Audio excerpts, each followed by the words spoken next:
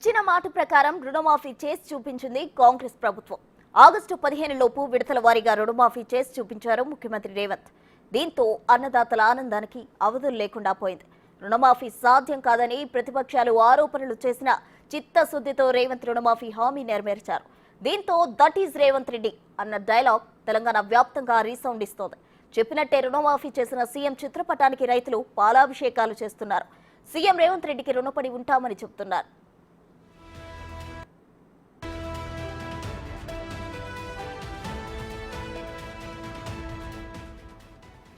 ఇప్పటికే 2 విడతల్లో రైతులను రుణ విముక్తులను చేశారు. 15 ఆగస్టు సందర్భంగా ఖమ్మం జిల్లా వైరా కేంద్రంగా నిన్న 3వ విడత రుణమాఫీ ప్రారంభించారు. 2 లక్షల రూపాయల రుణాలు మాఫీ చేస్తూ రైతులకు చెక్కులు అందించారు. 3వ విడత రుణమాఫీతో 14.4 లక్షల మంది రైతులకు లబ్ధి చేకూరింది. మొత్తంగా 32.50 లక్షల మంది రైతులకు రుణ విముక్తులకు చేసేందుకు 31,000 కోట్ల నిధులు కేటాయించడం దేశ రాజకీయాల్లోనూ ఆల్ టైం రికార్డుగా చెబుతున్నారు.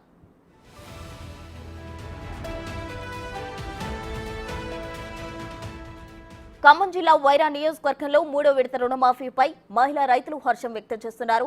గత బీఆర్ఎస్ ప్రభుత్వ హయాంలో రుణమాఫీ విడతల వారీగా ఇస్తామని ప్రకటించినా అవి వడ్డీకే సరిపోయాయని, కానీ కాంగ్రెస్ పార్టీ వ్యవసాయ సీజన్ కు ముందుగానే రుణమాఫీ చేయడం పట్ల సంతోషం వ్యక్తం చేస్తున్నారు.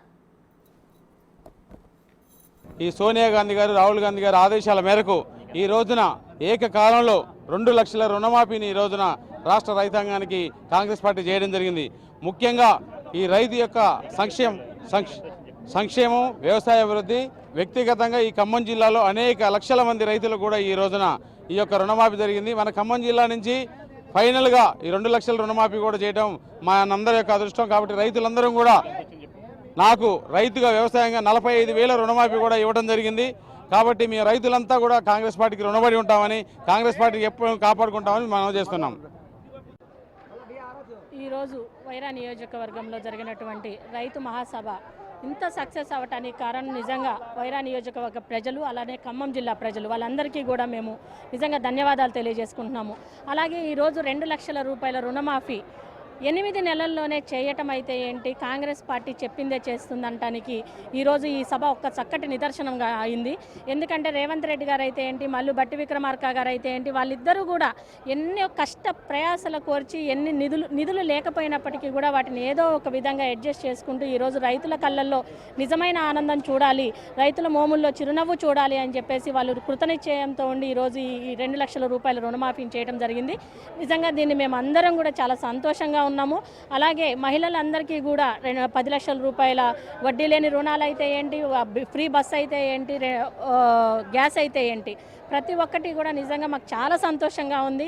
కాంగ్రెస్ ప్రభుత్వం ఇంకా మంచి పనులు చేస్తూ ఇంకొక 10 సంవత్సరాలు కాదు, ఇంకొక 20 సంవత్సరాల వరకు కూడా కాంగ్రెస్ పార్టీయే ప్రభుత్వాన్ని ఏర్పాటు చేస్తుందని చెప్పేసి ఈ సభ ద్వారా మిగతా పార్టీలకు మేము తెలియజేస్తున్నాము. పేరు రామకృష్ణ, లక్ష్మీపురం ఊరు. రుణమాఫీపై రైతులందరిలో కూడా పూర్తి హర్షం వ్యక్తమవుతుంది. నేటి వరకు చిన్న రుణమాఫీకి సంబంధించి చిన్న ఇప్పుడు కారు లేకపోతే కాదని చెప్పో, లేకపోతే 2 లక్షల పైన ఉంటే కాదని చెప్పో అనే కొన్ని చిన్న అనుమానాలు ఉండేవి. ఆ అనుమానాలు కూడా నేడు వ్యవసాయ శాఖ మంత్రి తుమ్మల నాగేశ్వరరావు గారు, రేవంత్ రెడ్డి గారు మంత్రిమండలి సమక్షంలో ఇక్కడ చెప్పడం వలన ఆ అనుమానాలని పటాలు పంచలైపోయినాయి. ప్రతి ఒక్కరికి కూడా పూర్తి స్థాయిలో రుణమాఫీ అవుతుందని చెప్పడంతో రైతులందరిలో కూడా పూర్తిగా హర్షం వ్యక్తం చేస్తూ సంతోషంగా ఉన్నారు. తెలంగాణ రైతాంగాన్ని కాపాడటం కోసం, తెలంగాణ రైతాంగాన్ని కడుపులో పెట్టుకొని చూసుకునే ప్రభుత్వం ప్రజాప్రభుత్వం గౌరవ ముఖ్యమంత్రి రేవంత్ రెడ్డి గారికి యావత్తు తెలంగాణ రైతాంగం రుణపడి ఉంది. ఎన్నికల్లో ఇచ్చినటువంటి హామీ ఏదైతే ఉన్నదో దానికి కట్టుబడి ఈరోజు రుణమాఫీ చేసినటువంటి గౌరవ ముఖ్యమంత్రి రేవంత్ రెడ్డి గారికి, అలాగే గౌరవ ఉప ముఖ్యమంత్రి బట్టి విక్రమార్క గారికి తెలంగాణ ఖమ్మం జిల్లా